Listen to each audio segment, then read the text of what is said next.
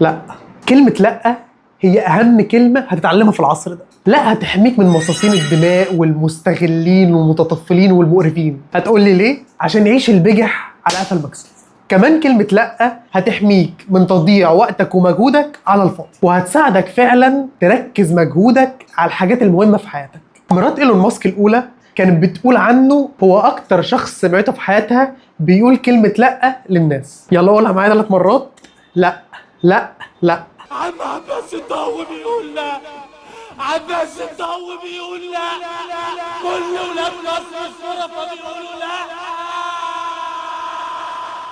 سمعت؟ انا عارف انك اتربيت تبقى جود بوي وتقول حاضر، بس معلش كلمة لا هتخليك تفضل جود بوي زي كلمة حاضر بالظبط. قولي ليه؟ عشان بيها ممكن تقول لا على الحاجات اللي مش كويسة في الدنيا او مش من مصلحتك. يلا خش قولي لا في الكومنتس، وما تقولش لا على دي لو سمحت.